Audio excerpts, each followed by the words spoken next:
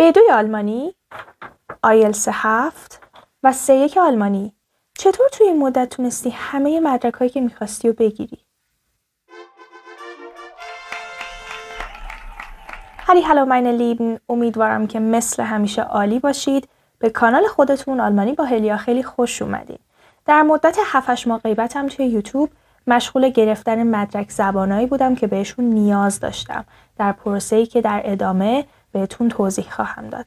سوالی که خیلی همیشه از من پرسیده میشه اینه که من هم به زبان انگلیسی هم به زبان آلمانی نیاز دارم، اما نمیدونم اول کدومو بخونم، چجوری بین این دوتا تعادل ایجاد کنم و اصلا هر کدوم رو چجوری جلو ببرم. امروز میخوام بیشتر در مورد پروسه زبان خوندنم از آلمانی تا آیلتس، اینکه توی مدت زمانی که بر آیلتس وقت گذاشتم چه منابعی رو خوندم، چطوری خوندم و چه مدت طول کشید تا به سطح C1 آلمانی رسیدم. همراه من باشید. میدونم که این ویدیو دغدغه خیلی از شما عزیزان هستش.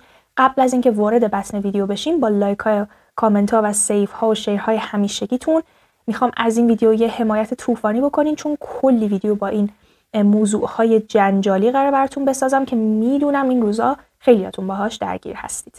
من آگوست سال 2022 که تقریبا میشه شهریور سال 401 مدرک B2 آلمانیمو گرفتم و بعد از اون بلافاصله از مهر 402 به مدت 1 سال برای آیلتس خوندم. اوایل یه مقدار پراکنده تر خودخوان برنامه‌ریزی کردم، از کارگاه و کلاس و معلم کمک نگرفتم و در نهایت موفق شدم که آیلتس با اوورال 7 بگیرم و بعد از اون یعنی توی ژانویه 2024 بعد از مدت 4 ماه از گرفتن آیلتسم تونستم آزمون C1 جدید آلمانی رو بدم و به صورت تک مهارتی در آزمون شخایبن قبول شدم. که چطوری B2 گرفتم و چیکار کردم و چی خوندم یه پلیلیست مفصل راجبش توی کانال یوتیوبمون داریم.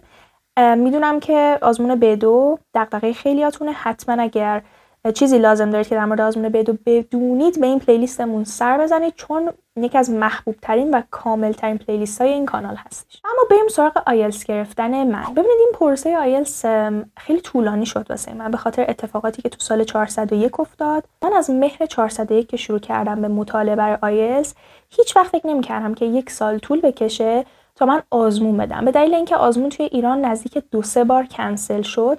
متاسفانه خب من نتونستم سریعتر تو آزمون شرکت کنم و در نهایت شهر وان ترکیه رو برای آزمونم انتخاب کردم و اونجا امتحان دادم. خب قاعدتا هر امتحانی که بخواید بدید بحث سطح فعلیتون و سطح پایتون خیلی مطرحه و اینکه چه در واقع نمره‌ای رو در آزمون آیلتستون مد نظر دارید. من از ابتدا هدفم 7 به بالا بود، در حالی که در واقع تستای آخری که مونده بود با آزمونم می‌زدم خیلی نمره‌های ریدینگ و لیسنینگ هم عالی بود و بین 7.5 تا حتی بعضا 8.5 هم میشد. در مورد پایه من بگم که خب از زمانی که مدرسه میرفتم کلاس زبان میرفتم، منتها مؤسسات خیلی زیادی رو من تجربه کردم. چند سال کیش رفتم که دیگه فکر نمی‌کنم مؤسسه کیش وجود خارجی داشته باشه. چند ترم صفی رفتم و زمانی که نوجوان بودم توی مؤسسه کانون زبان ثبت نام کردم. واقعا کانون زبان میشه گفت نقطه عطف زبان خوندن من شد، چون واقعا زبان انگلیسی من از بیخوبون ساخت و اصلا یه دنیای دیگه از کانون زبان. پیشنهاد میکنم اگه دنبال یک مؤسسه‌ای هستین با کلاسای ترمیک حتما کانون زبان شرکت کنید. درسته یه ذره سخت میگیرن ولی واقعا ارزش داره و خیلی بهتون کمک میکنه. منابع آیلتس و اکثرش رو از کانال منابع مؤسسه آفرینش برمی داشتم. یه کانال دارن که واقعا منابع خوبی توش میتونید پیدا کنید برای بچه‌ای که خودخوان میخوان جلو برن. خب فرمت هر آزمون قاعدتاً آشنایی باهاش جز مهمترین بخش‌های خودخوان خوندن یک آزمون زبان هستش. برای من وقتی که شروع کردم به مطالعه، رایتینگ یکی از سخت‌ترین ماژول‌های آزمون بود، به خاطر اینکه در واقع رایتینگ آیلتس 2 تا تسک داره. تسک هم همون تایل خودمون تو آلمانیه. تسک 1 و 2 که تسک 1ش مثل در واقع ماژول شخایبن آزمون تستاف میمونه، به شما یک نمودار میدن. این نمودار میتونه 7 مدل داشته باشه، میتونه ستونی باشه، خط شکسته باشه، نمیدونم پروسه باشه یا حتی دایره‌ای باشه و شما این نمودار رو باید تحلیل کنید. و تسک 2 هم مثل دقیقاً تایله که شخایبن آزمون B2 و C1 آلمانی میمونه که به شما یه موضوع میدن و در مورد اون موضوع حدود 250 کلمه باید بنویسید. مسئله اصلی این هستش که خب تنوع سوالات رایتینگ خیلی زیاده و خیلی زمانی میطلبه از شما که بتونید مسلط بشید به این مهارت. اولین کتابی که با شروع کردم به جلو رفتن کتاب لیز آیدیاز یا ایده های لیز بود. دقیقاً عین اون فایل پرتکرارش خایبن هلیا که تو آزمون B2 توی کانال تلگرامیمون داریم و اومدیم همه موضوعات پرتکرار در موردشون ایده نوشتیم. این کتاب هم اومده حدود 80 تا موضوع اگر اشتباه نکنم که جزء موضوعات پرتکرار آزمون آیلتس به حساب میاد و براشون ایده نوشته و توی اون ایده ها و توی اون جمله سازی ها شما بعضن یه سری کلمات، ایدیم ها، کالوکیشن ها، عبارت های فوق العاده خوب و کاربردی میبینید که نه تنها به درد فقط بخش رایتینگتون میخوره بلکه توی اسپیکینگ میتونید ازش خیلی کمک بگیرید و در کل اون سطح زبان عمومی شما رو هم خیلی ارتقا میده. یه مقدار که جلوتر رفتم احساس کردم که خب رایتینگام باید یه مقدار جوندارتر باشه و یه سری به هر حال عبارت‌ها و اصطلاحات داریم که مختص آیلتسه و بهتر بیشتر از اونا توی متنم کمک بگیرم. برای این منظور کتاب Cramming for IELTS رو سفارش دادم از انتشارات جنگل که اون موقع تازه چاپ شده بود و واقعا این کتاب ارزش مطالعه داره. خیلی کتاب سبکیه و زود تموم میشه. شامل عبارت‌ها و اصطلاحات سطح بالایی همراه با مثال که خیلی خیلی میتونه بهتون کمک بکنه.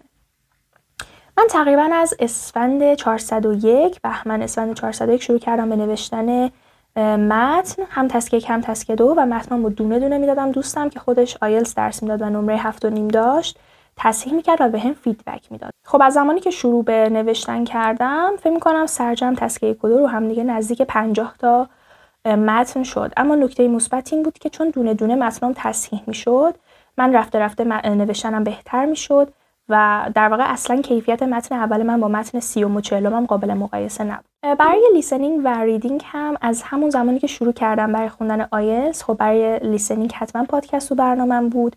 بیشتر تو تایمای پرت هم مثلا تو راه محل دانشگاه و اینا بودم، توی رفت و آمد بودم، همیشه پادکست گوش می‌کردم. از 6 مینت انگلیش اگه اشتباه نکنم و BBC رادیو که حالا عکسشون اینجا براتون میذارم، از اونها خیلی استفاده کردم.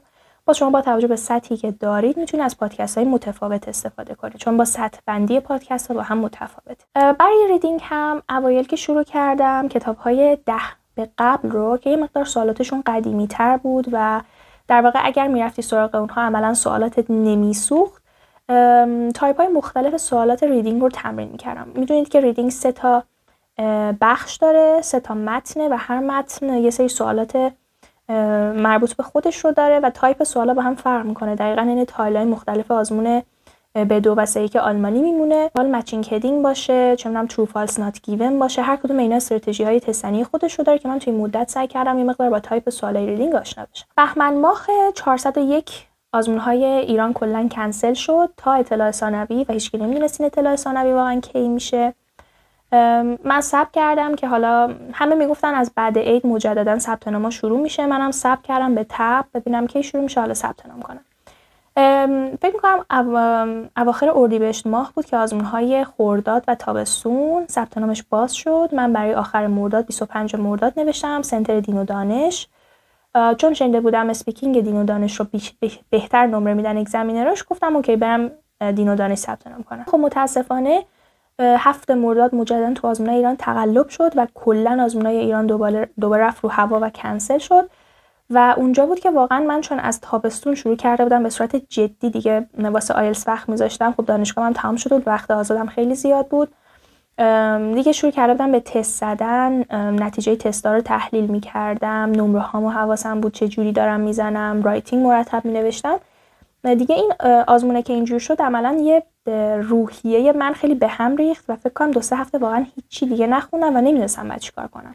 همون موقع دیگه امیدم رو به آزمون ایران از دست دادم و گفتم من باید برم ترکیه آزمون بدم. برای ترکیه هم خب یکی از بهترین شهرهایی که شما حالا هزینه کمتر میتونید بکنید شهر وان ترکیه هست که خب ظرفیت آزموناش محدوده و معمولاً زود پر میشه. من تو همون هول و هوش که همه مونده بودن چیکار کنیم چیکار نکنیم دیگه دلو زدم به دریا و شهر وان برای 23 سپتامبر 2023 معادل 1 مهر 402 آزمون رو ثبت نام کردم. تجربه این که آخر مرداد یه آزمون تخصصی برای رشته خودم داشتم، قاعدتاً کلاً مرداد یه مقدار رو هوا بود تا هفته اول شهریور، ولی از شهریور به بعد تا زمان آزمونم کامل وقت گذاشتم، از کتاب 15 تا 18 رو سعی کردم همه تستاشو با تحلیل بزنم و واقعاً خیلی خوب می‌زدم تستای آخرم رو و اینکه حالا نمره‌ای که تو آزمون گرفتم یه مقدار پایین‌تر از نتیجه‌ای که فکر می‌کردم شد، به هر حال خب استرسی که شما سر جلسه دارید، اون مسیری که میرید و به هر حال یه کشور دیگه دارید میرید، یه محیط جدید، همه اینا تاثیرگذاره و خیلی نباید خودمون رو در واقع گیلتی ببینیم یا متهم بکنیم.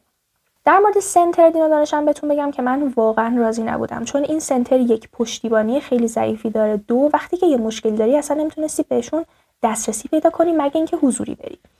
و زمانی که آزمون کنسل شد مؤسسه های دیگه همه داشتن طی روال سریع پول به بچه‌ها برمیگردن، ولی دین و دانش واقعا ما رو اذیت کرد تا پولمون رو پس داد و نزدیک فکر کنم 1.5 ماه بعد از کنسل شدن تاریخ آزمون ها دیگه پول من برگشته شد. من آزمونای دیجیتالیش رو نمیدونم چه جوریه و آزمونی که خودم می‌خواستم کاغذی بود، چون از ابتدا کاغذی در واقع تمرین کرده بودم و خیلی واسم سخت بود که سویچ کنم چه مدت کم روی آزمون دیجیتال. ولی خب در هر صورت اصلا از این سنتر من راضی نبودم. در مورد آزمونم از سنتر وان راضی بودم، نسبتاً بد نبود. خب وان یه شهر کوچیکیه واقعا، ولی همه چی توی این شهر کوچیک داره و خیلی شهر زنده و واقعا قشنگیه با تمام کوچیک بودن و مساحت کمی که داره. آزمون اسپیکینگ من یه روز قبل از آزمون کتبین بود و وقتی که رفتم سر جلسه خب با لپتاپ بود، به صورت فیس تو فیس نبود، یعنی اگزمینر روبرو نشسته بود و از اونجایی که در واقع سنتر وان زیر مجموعه سنتر آنکارا به حساب میاد، اگزمینرشون مال اون سنتر بودن و اگزمینر من در کمال تعجب ایرانی بود و من وقتی که دیدم ایرانیه انقدر خیالم راحت شد. چون مثلا ما تو سالن انتظار که نشسته بودیم یه سری دوستا که از جلسه می اومدن میگفتن مثلا ممتحن من اگزمینر من هندی بود و من با لهجه هندیش خیلی مشکل داشتم و بعد دوبار میپرسیدم که سوالو قشنگ متوجه بشم. اگزمینر من آقای مهدی توانا بودن که واقعا خوشم اومد از نحوه در واقع امتحان گرفتنشون، با اینکه خیلی تون سوالا رو میپرسیدن. یعنی من هنوز جواب سوال قبلش رو کامل نکرده بودم، سری سوال بعدی رو میپرسید، ولی وقتی که مقدار سوال اینا کردم معمولا همه میگفتن که آره ایشون کلا مدل آزمون گرفتنش اینجوریه و به خاطر اینه که میخواد بهت نمره بالاتری بده و ببینه آیا میتونی توی زمان کم سویچ کنی رو جواب سوالای جدید یا نه و میتونی سر هم کنی خوب یا نه. در کل آزمون اسپیکینگ هم خیلی خوب بود. آزمون کتبیم هم خب به فضای کلاس درش کوچیک بود و اکثر هممون ایرانی بودیم به جز 2-3 نفر که خودشون ترک بودن و یه مقدار جمعیت زیاد بود و مشکل بزرگ اون اتاق فقط شانس من این بوده که روی صفحه نمایش بس ساعت و اینا نمایش میدن، ولی ما یه ساعت کوچیک داشتیم که گذاشته بودن فقط روی میزی که اون جلو کنار مثلا مراقبای آزمونه، در حالی که بچه‌هایی که تو لاین این ور اونور بودن دسترسی به ساعت واسهشون خیلی سخت بود و شما چون ساعت نمیتونی سر جلسه ببری خب این معضل خیلی بزرگی برای سر بچه‌ها بود.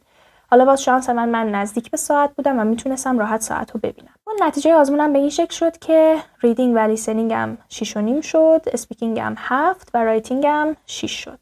رایتینگم رو واقعا حداقل انتظار داشتم 6.5 بشم، چون چیزی که سر جلسه نوشته بودم هم چیز قوی بود نسبتاً، ولی خب چون نیاز داشتم که سریعتر مدرکم به دستم برسه و حالا بفرستم بر جاهای مختلف دیگه اعتراض نزدم، در حالی که اگر ترکیه آزمون میدید حتما شانستون امتحان کنید و اعتراض بذارید، چون اکثر بچه‌ای که اعتراض زدن من دیدم نمرهشون بالاتر اومده و بعضن یه چیزایی دیدیم حتی تا 1 نمره هم نمره بچه‌ها تغییر کرده که واقعا عالیه.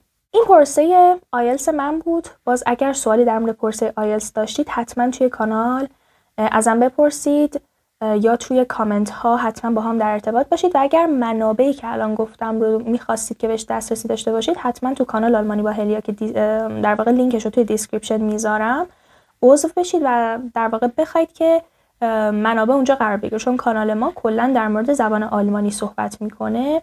خیلی فکر نمی‌کنم گذاشتن منابع آیلتس اونجا خوب باشه، ولی اگه دوست داشتید براتون قرار میدیم حتما. بعد از اینکه آیلتس رو دادم یه مقدار احساس کردم که زمان پیش روم خیلی زمان آزاد و بازیه و شاید دیگه در واقع در آینده یک همچین زمان خوبی من نداشته باشم. گفتم چه بهتر که بیام این زمانی که پیش رو دارم رو اختصاص بدم به مطالعه مجدد آلمانی. بخوام واقعیتش رو بگم وقتی B2 گرفتم فکر کردم دیگه شاخ قول رو شکوندم و اصلا دیگه نیازی نیست که بخوام سراغ سطح بالاتر برم، اما یه مقدار که حالا شرایط مهاجرتی و قوانین کشور آلمان متفاوت شده، آزمون C1 جایگاه خیلی خوبی الان پیدا کرده و مثل آزمون B2 داره مهم میشه. به خاطر همین تصمیم گرفتم که وقتم رو روی C1 بذارم توی مدت زمانی که دارم. اما واقعیت این بود که چون 1 سال کامل تمرکزم روی انگلیسی بود و به جز کلاسایی که داشتم A1 و A2 و جلسه مشاوره که برای آزمون B1 و B2 داشتیم، من درگیری خاص دیگه‌ای با زبان آلمانی نداشتم و همین باعث شده بود که یه مقدار سطحم افت پیدا کنه و در واقع اطلاعات توی ذهنم کم رنگ بشه. شروع کردم به دوره از سطح B1 و خیلی راضیم از اینکه این کار رو انجام دادم. واژگان و گرامر رو دوره کردم به همون روشی که همیشه بچه‌ها میگم دوره بکنید. درجه بعد که سطح 3 آینس کلاس مؤسسه گوته حضوریش رو ثبت نام کردم، نه اینکه بخوام سطح 3 رو با کلاس پیش برم اصلاً، چون واقعا سرعت پیشرفت توی کلاس‌های ترمیک خیلی افتضاحه و خیلی کنده و من اصلاً نمیتونم انقدر آروم آروم پیش برم، واقعا مثل لاک پشت میمونه. صرفاً برای اینکه اطلاعات یه مقدار فراموشم شده بود، این کلاس چون حضوری بود و تعاملش بالا بود خیلی میتونست بهم کمک کنه که دوباره مهارت‌های اشپرشن و شخایبنم را بیفته و چیزایی که یادم رفته مجدد تو ذهنم یادآوری بشه. در کل انتهای کلاس میشه گفت نزدیک 60% از کلاس راضی بودم، نه بیشتر. در ادامه برای اول آذر یا آزمون 3 آینس بود، آخرین آزمون 3 آینسی که با فرمت قدیمی برگزار میشد توی ایران. من ثبت نام کردم ولی بیشتر دنبال انگیزه میگشتم برای ثبت نام این آزمون و بعدش یه ذره منطقی که فکر کردم دیدم واقعا توی مدت کوتاهی که تا آزمون دارم نمیرسم آزمون رو جمع کنم.